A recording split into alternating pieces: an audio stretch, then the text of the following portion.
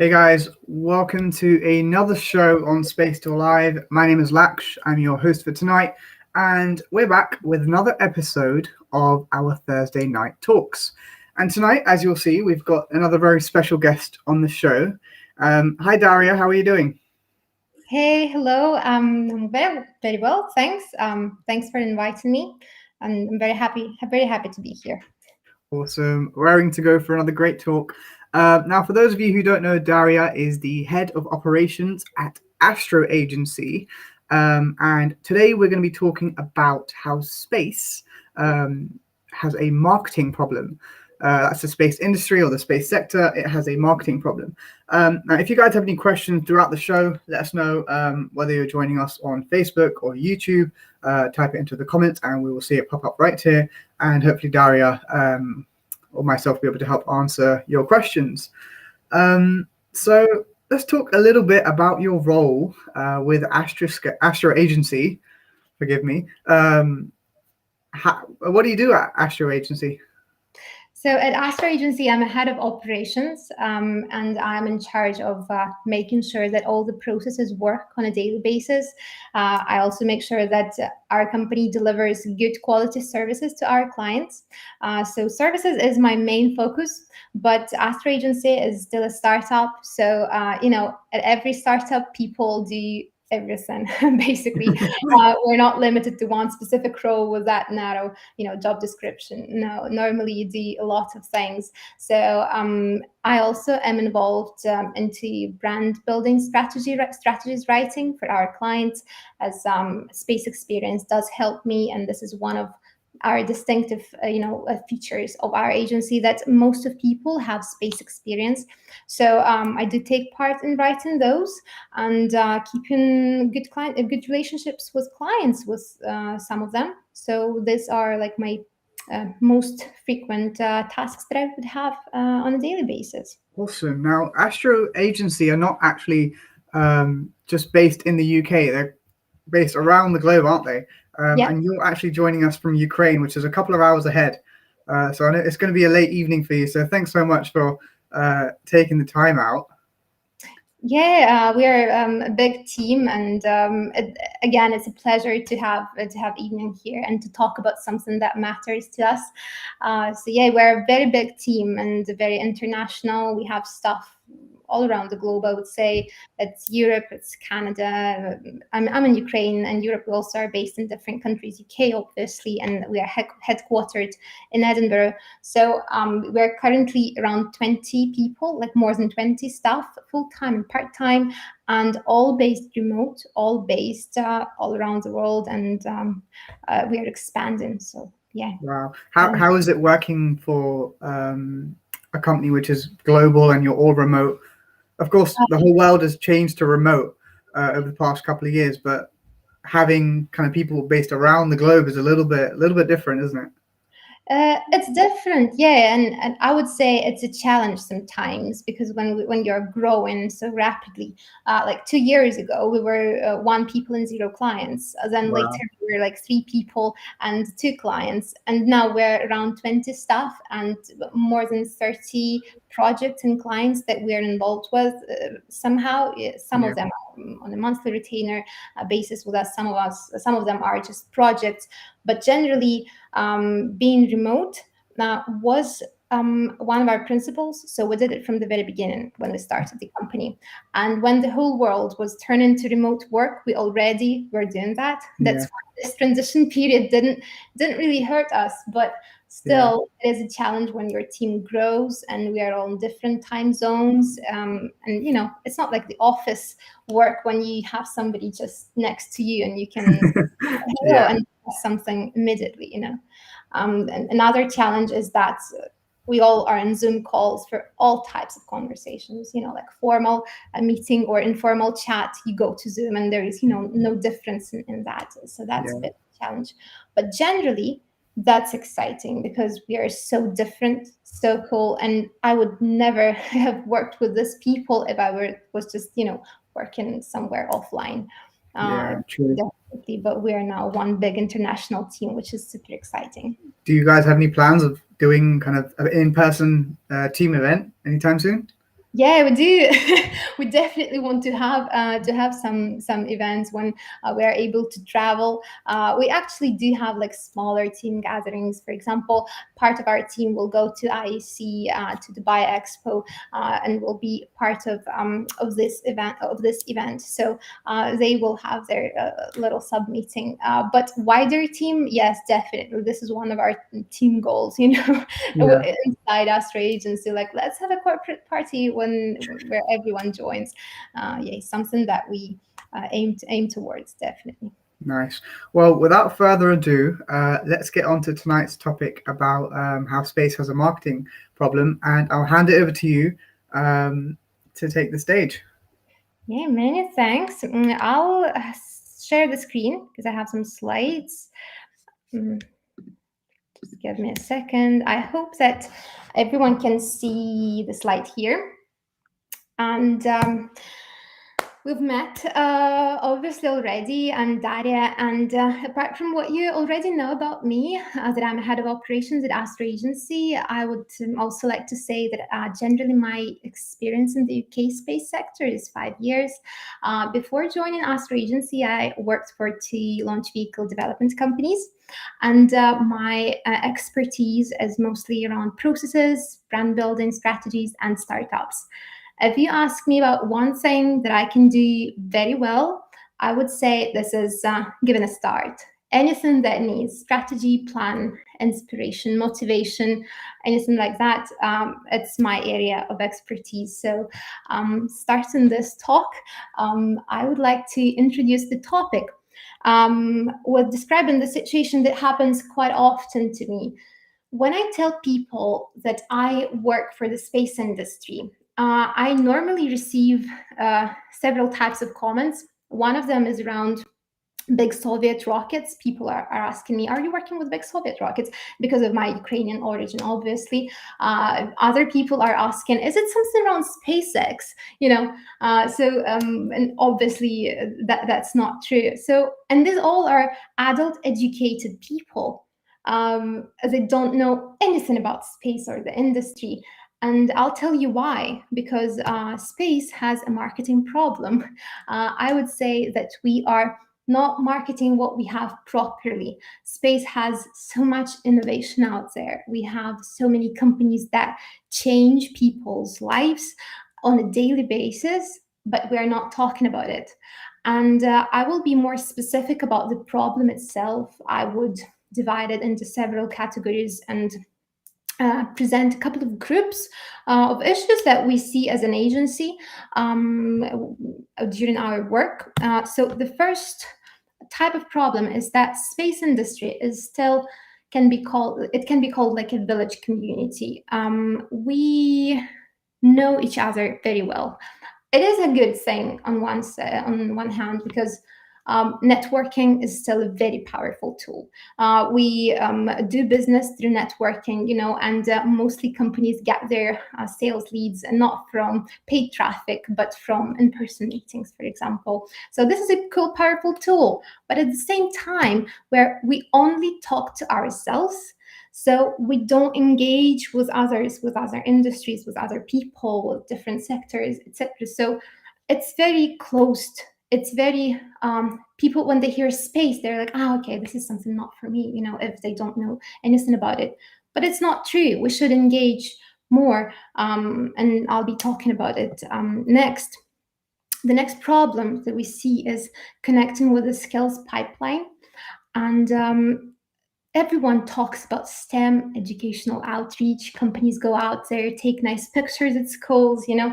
But the thing is that STEM and outreach is not just a corporate social responsibility. It's not a charitable outreach. We cannot just go to schools and give them whatever we want to give. What I'm trying to say is that inspiring is necessary, and we are responsible for people who will be joining our sector in 10 years, let's say. So it shouldn't be just, you know, taking good pictures and that's it. It should be going out there, working collaboratively with teachers, with schools, telling more, talking more to them, asking them questions like what is needed, how can we help them inspire kids. So yeah, I would suggest that we don't treat this as just CSR and don't use STEM as like a regular word. This should be more about inspiration and more about developing talent as well. Because talent should not be developed only in schools and universities. Companies should be more involved into, let's say, apprenticeship schemes. Should give the chance to people to try and work for the industry at any moment of their career. So definitely connecting with the skills pipeline is one of the problems that we will have very soon if we don't treat this seriously. Next group of problems is connecting with non-space sector. And this is important because there are so many benefits to supply chain that non-space industries can bring. And it's also a chance to give other industries chance for other industries to give support to the space, right? To be a part of our lives. This also is a chance to commercialize the data and find new customers because the services, the data, the products that we have at space industry that we produce are transferable to other industries and we are able to sell, to commercialize them. One more example here is Alpha Data, Edinburgh company, one of our clients. They came to us was being a company that is just involved into aerospace, and they wanted to enter the space industry, right? Because they were capable of supply to the space industry. Now they're known as a NASA supplier, and they're setting a good example as a company that was not involved into space from the very beginning, but is involved there now. So transferable skills is very important. But what's more important to me, as I think, is connecting with the general public. And this kind of covers all of the previous topics that I was mentioning here before. Because there are lots of misconceptions from people. I was mentioning at the very beginning of the talk that they think that the space is just Soviet rockets, or, some people think that, okay, this is nothing to do with serious stuff, the space people are just watching Star Trek all days, which is not true. And we should be working with these misconceptions if we know how the industry works. When you say spaceport, people think about something big like Space Canaveral and a 3-stage rocket lifting off. But Google Prestwick, and you will see that there is a spaceport in Prestwick, which is horizontal and which enables launch from air, which is completely different to what you imagine when thinking about Space Canaveral. So this is number one point. Number 2 point that I want to raise when talking about general public is that we need to inform people why space is important, why government is so focused on space, why funding is allocated, why everyone supports space industry and companies. This will help us to get support from people, from local communities, because when they finally get to know what is happening next to them, how cool these projects are, they are a great support. We do this for our clients as well, and this is very inspirational to know that people around you, that your local community, they do support you. But one more problem is that space is not really an industry on its own. Space industry is a part of every other industry, is a part of everything that we see around us at some point. Transportation, oil and gas, environmental industries, they all use space services. How many times do you pick up your phone during the day? This is how many times you use benefits of space industry, right? So there is something to share. We should not be closed. We should talk about this message, right? We should deliver it properly. How do we do that? With the help of marketing, of course. But the problem is that marketing has a very bad reputation in technical sectors. There are lots of companies with talented engineers, talented people, great technologies, innovations, etc., but inside these companies, marketing is like a swear word. This picture is just one of the examples that our technical team sent to me when I asked them to, like, can you please send me some examples of what engineers think about what we do. But it's, again, not true. We're not, people think that marketing people are just doing nothing, having calls all day, attending conferences, having fun, and that's it. It actually is not the truth. Because we deliver the messages that people want to deliver to people. And I will reveal the truth. A website, leaflet, and a video are not the brand. They're a website, leaflet, and a video. What is the brand, you'll ask me? The brand is what people think about you. The brand is how much money they are ready to pay for your services. The brand is how many people want to work for you. And it's not just about the companies. Even if you're just a space industry professional or any other industry professional or an employee of some company, you also have the brand, your personal one. If you're an expert in certain problem and people have this problem, will your name come up first in their head when they have it? If the answer is no, you have a bad brand, right? Because your name should be first when they have the problem related to you. This is a good brand, not the website, not the leaflet. So how do we take the first step in developing the brand?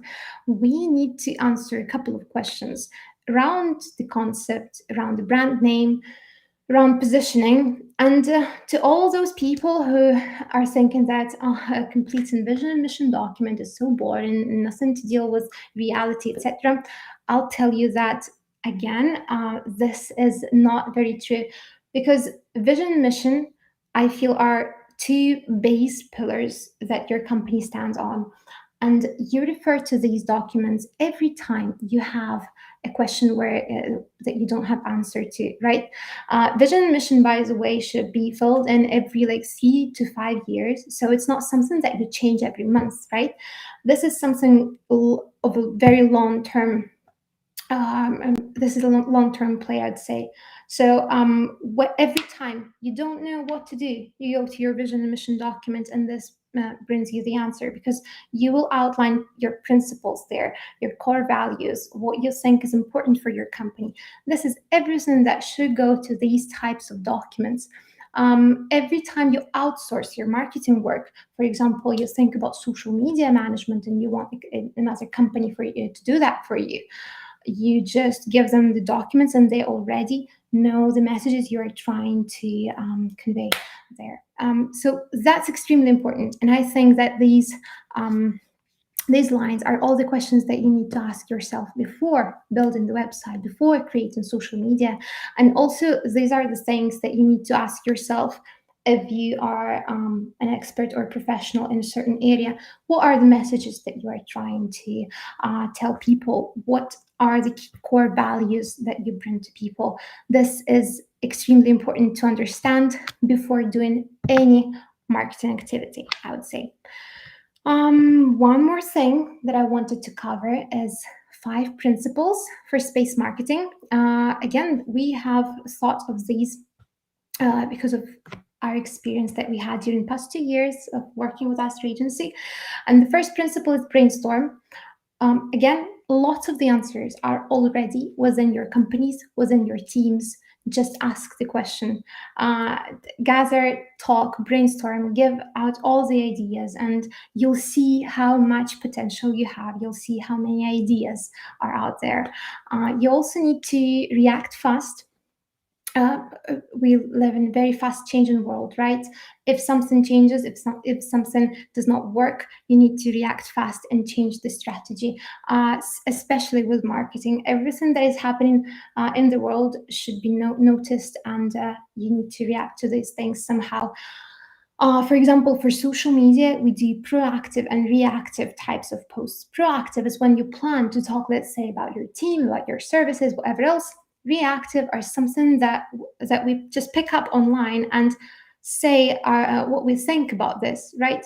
This gives a very good reputation online. This gives people understanding that you have your values, that you have your opinion, that you have what to say about what's happening in the world. So reacting fast is extremely important nowadays. Slow people do not market their brand properly.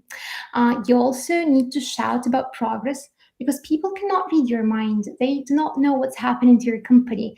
If you're going to an event, make a post about it. If you reached some milestone at your company, talk about it, right? Anything that changes, we encourage you to spread the word, right? Because people need to know what's happening. And this actually is a very good exercise to go back in time then, in a year and compare yourself today to yourself in the past, reflect on that and make some conclusions after that. You also need to focus. This is one of very important principles. And we normally start with all the vision, mission, and all the other documents with our clients. But something that comes even before that is identifying the objectives. Why you are doing this marketing activity, right? You need to know exactly why. Because let's just do some social media. We haven't posted anything recently is not an objective for marketing. I want people to know that we're launching a new product is a marketing objective, right? So you need to focus on what you want to achieve with your marketing efforts. Optimize is the very last principle, and I kind of mentioned this in the React Fast thing, but just to talk through this one again. If something does not work, just stop doing it.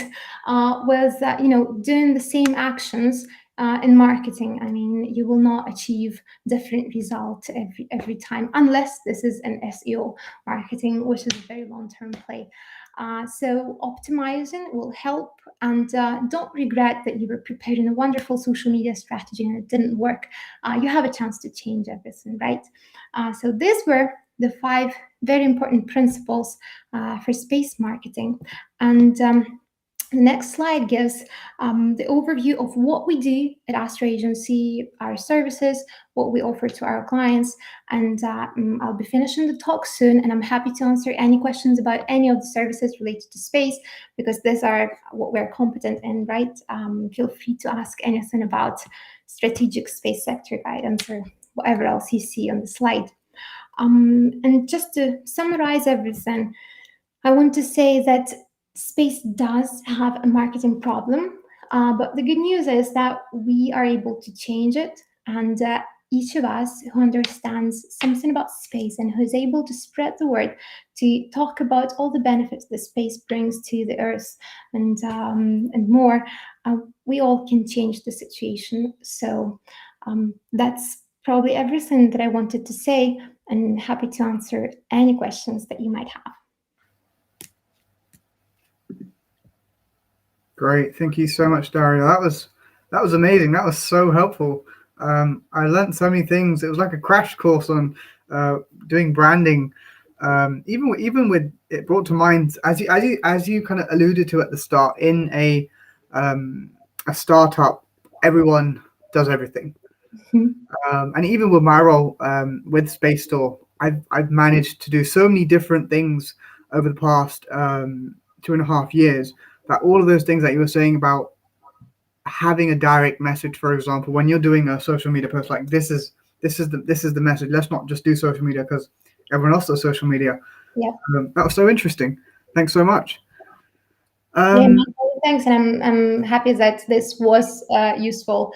Definitely, messages are very important, and something that I wanted to say but didn't mention is that we have to be honest with ourselves when answering all these questions about objectives and messages and everything, because this is something that we were doing recently for our company. I was working on a company culture, right? So I was writing the culture points that I want to have in our company, and I had a wonderful list of company culture for a good marketing agency.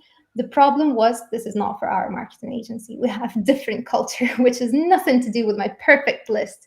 So that was painful. I'll be honest with you. That was painful that, okay, this is not my company. I have different values. I have different culture points. We rewrote that and achieved better results. Now we know where we move and which are tools that we want to use for achieving that. Do you think like the culture points, for example, do they come through the personality of the people who are working there, or is it more of, like, for example, if if I thought of an amazing idea, I want to start a company, um, and I want to write down the culture points, right? Mhm. I want it to be like, I want it to be trustworthy. I want it to be reliable. I want, for example, whatever problem I solve, I want my customers, as you said, to think of my brand first. Mhm. Um, does that all come from personality, or where do you think you derive your culture points from? Yeah, it definitely does come from personalities. It comes from the management team. It comes from leaders. It comes from people, from everyone in the company, I would say, Hmm. because uh, how you do something, you do everything. What I'm trying to say, if you're the type of personality that just rushes through and does things very quickly, but do Yeah. not care about, perfectionism and good quality for details, you will do everything like that, and you just admit that at some point and use this as one of your USPs.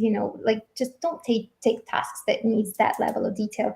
So Hmm. yes, I think that we should look into ourselves, and this is why brainstorming sessions are very good, because company is made of people.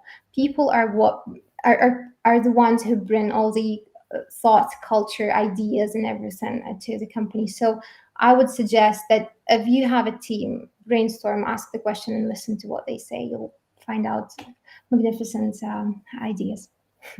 Awesome.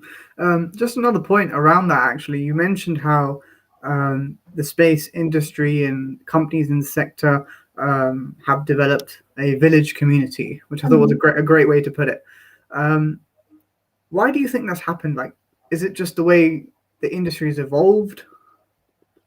I guess it's because the industry was very closed at some point. Hmm. It was to some extent like a privileged industry, at least here. I mean, I can say from my experience, I have just 5 years experience in the UK space sector, right? Yeah. So I'm a part of this new space, and we're trying to change the situation.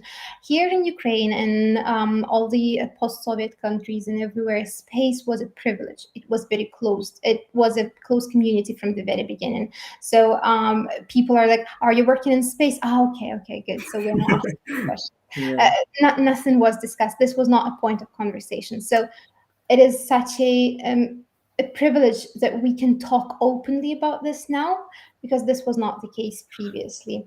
So again, I don't really know about other countries and how it was evolving there, but here definitely, and from what I see in the companies that I was working for, um, just because the time was like different and it was closed from the very beginning. Now we're open, so let's change the situation.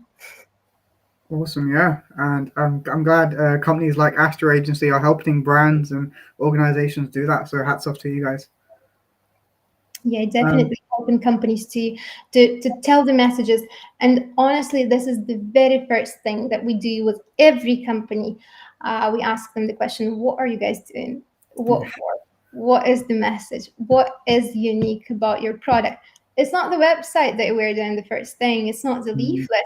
We come to yeah, that in like months 2 3 with some companies, and before that we identify what they actually do. We just formulate the thought. great. Um, just a shout out to everyone who's tuned in tonight on YouTube or Facebook. Thanks for tuning in. Remember to subscribe to our channel if you haven't already.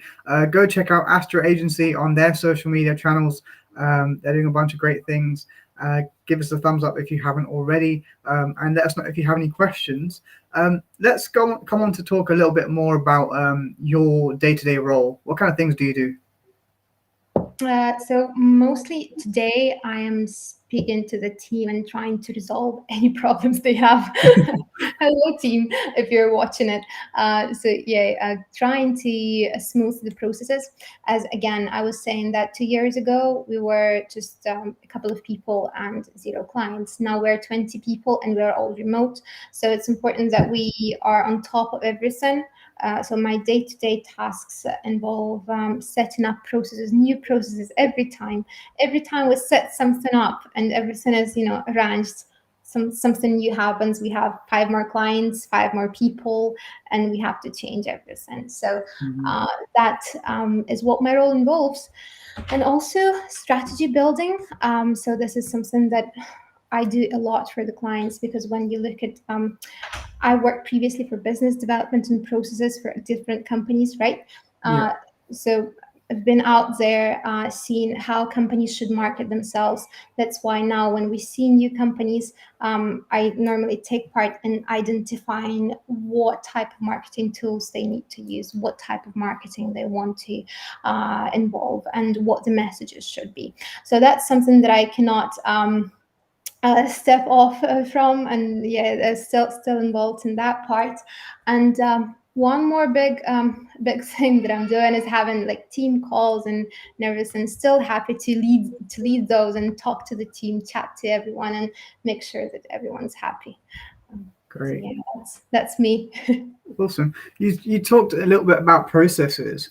Mhm. When you say processes, does that is that mainly on how you deal with your clients, or how what? Do you want to expand on that a little bit? Yeah, so processes is to deal with clients, to deal with teams within the company, because Astro Agency is unique, uh, from the point of the teams that we have. We have a separate technical team at our company. No marketing agencies have that, as far as I know. So we have a Hmm. separate technical team who work with clients, answer their questions, identify messages, etc., etc., do market analysis. This is a very big part of what we do. So technical team need to work closely with marketing team, who actually do all the social media magic, websites, leaflets, etc., etc. And also we have a team of account managers or project managers who are trying to communicate with the client, make sure that the tasks are delivered in time, etc. So we have several teams inside, and we have clients who want good results. Yeah. Every client is unique, and every client is different, because some of them want to be involved very much into all the processes. They want to see everything, to check all the copywriting, for example, that we do. Some of the clients are like, oh, just do whatever you want. It's Yeah. good that we're not dealing with that, and that's it. So my task is to make sure that everything runs smoothly, that we track KPIs in time, that we deliver results on time, right? That everyone knows what they have to do. And the problem is that the processes for these types of agencies, you don't really know how to do this until you get to the point where you Yeah. not learn Yeah. it, from anywhere. How do I manage an Yeah. agency with 20 people remote who are so different, with so different departments? And so yeah, that's my challenge, day-to-day challenge. And I hope that I'm yeah, resolving all the problems that arise. Yeah, no, I'm sure. I'm sure if your colleagues are watching, they're probably giving us the thumbs up or thumbs down I based never on what you come say. down, exactly. No, I'm sure. I'm sure they're giving you the thumbs up. Um, let's talk a little bit more about Astro Agency's clients without going into any details.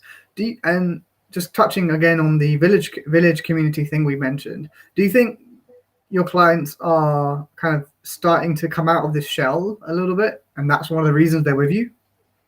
Yes, exactly. So that's a good question. Our clients, we actually have the clients from the whole value chain. I'd say we have upstream Mhm. clients, downstream clients, research, like university, public sector, private sector.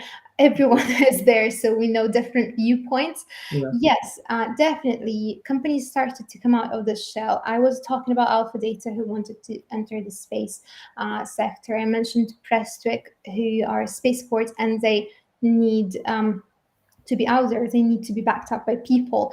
They need local support. They need Mhm. to educate people on what horizontal launch is, for example, Mhm. right? And they understand it, so they came to an agency that are able to deliver this message.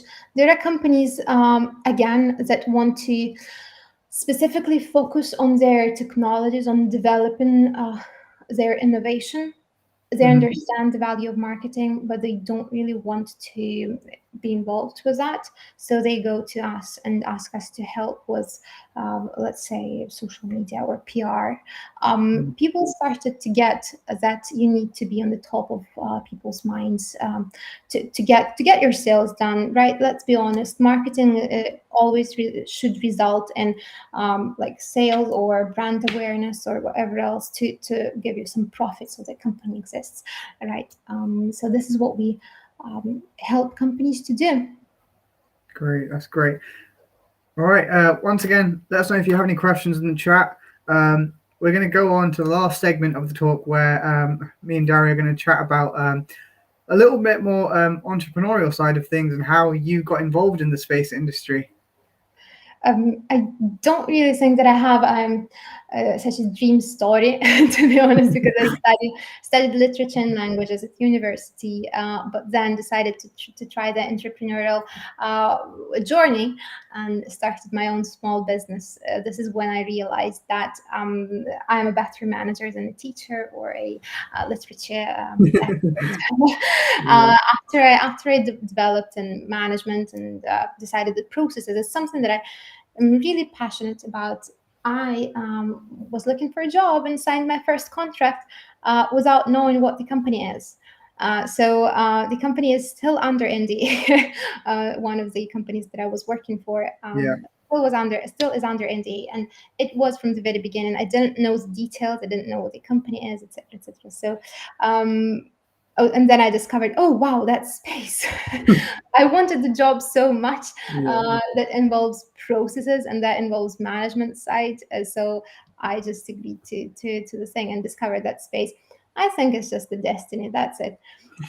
So that's how I ended up in space. And later was working for launch vehicle development companies and joined AstroAgency.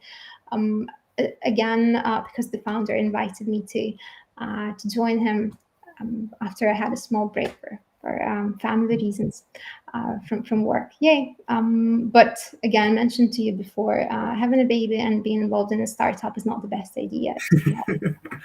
I'm sure it isn't. So hats off to you for doing well. And it's like two babies at the same time. People who have two babies, like, yeah, you're great. Yeah, parents are great. Parents are great. So, what would be your top 3 tips for being a leader in the space industry?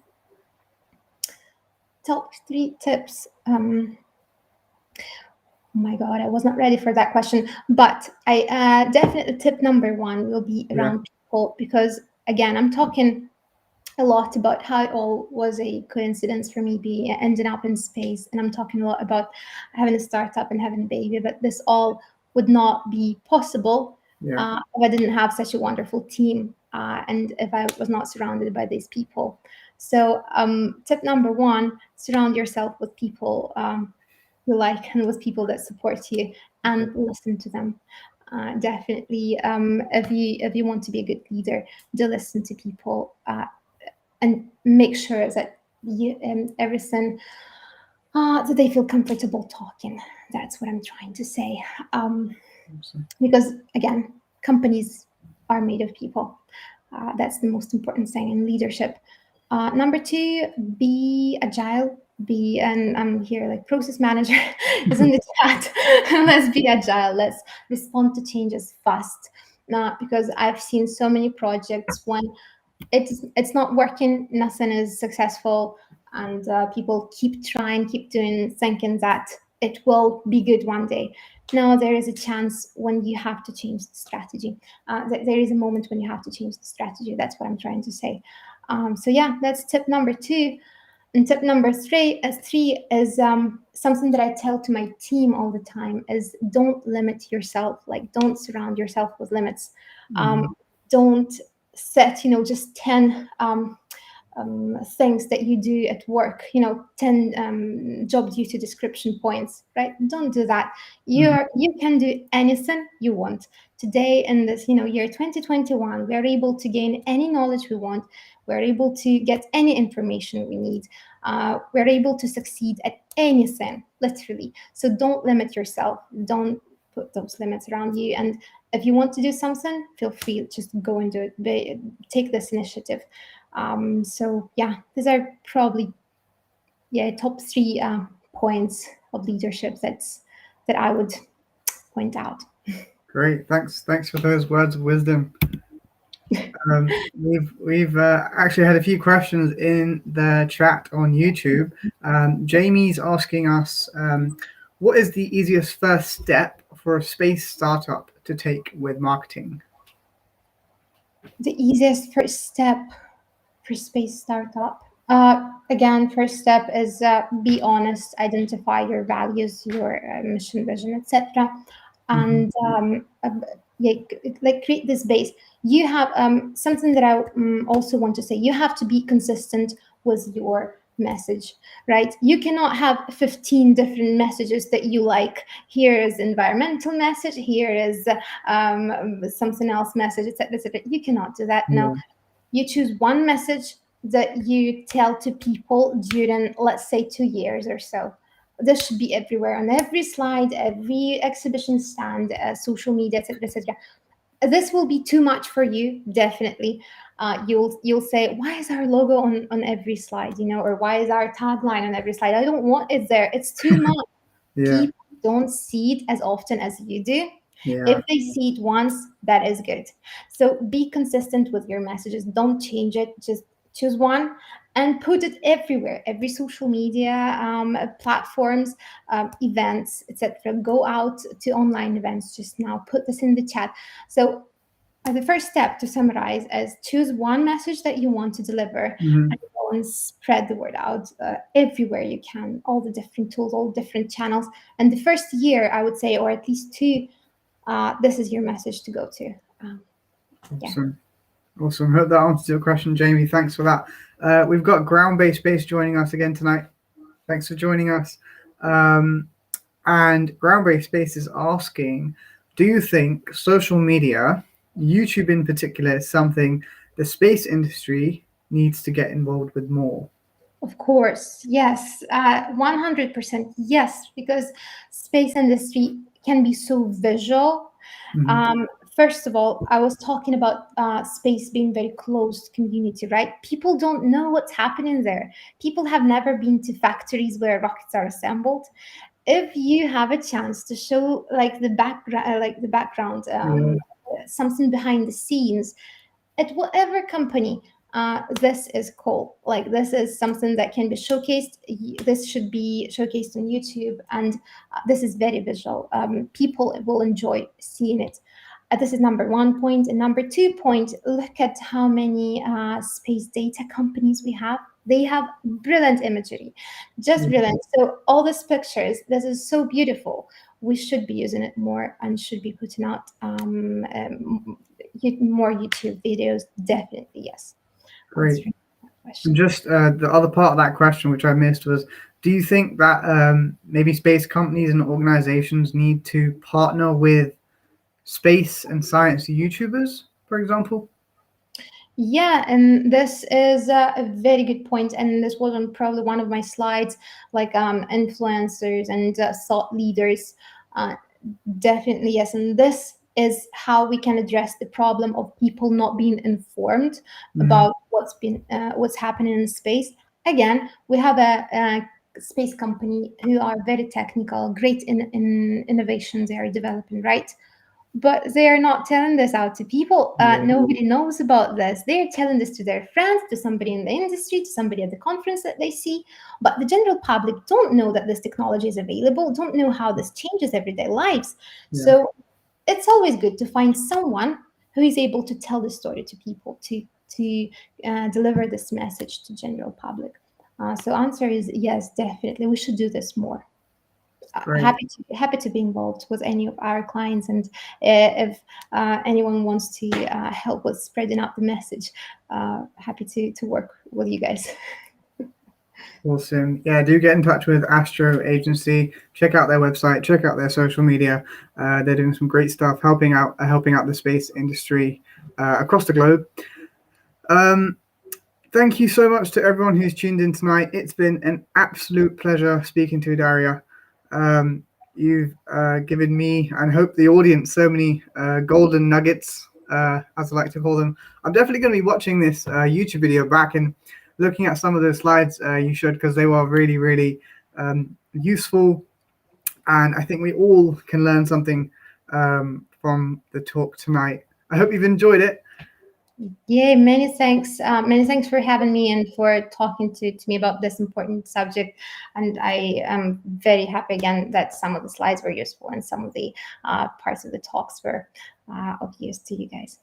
Definitely really useful. Awesome. Well, we'll wrap up the show tonight. Now, it's been great having you, Daria. Once again, check out AstroAgency's website.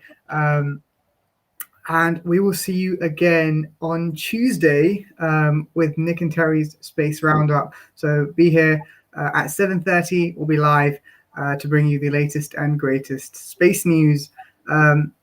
Thanks, Daria. It's been an amazing show, and we'll see you guys soon. Thank you. Bye.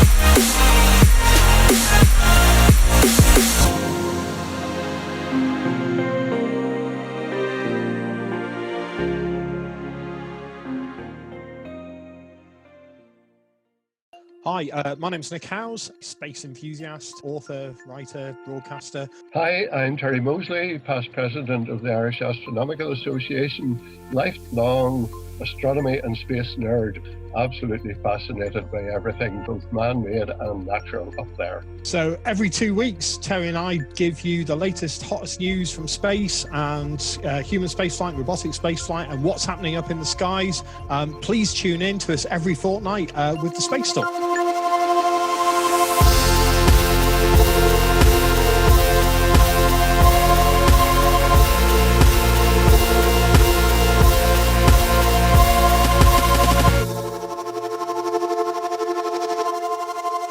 Adios, amigos. Bye all.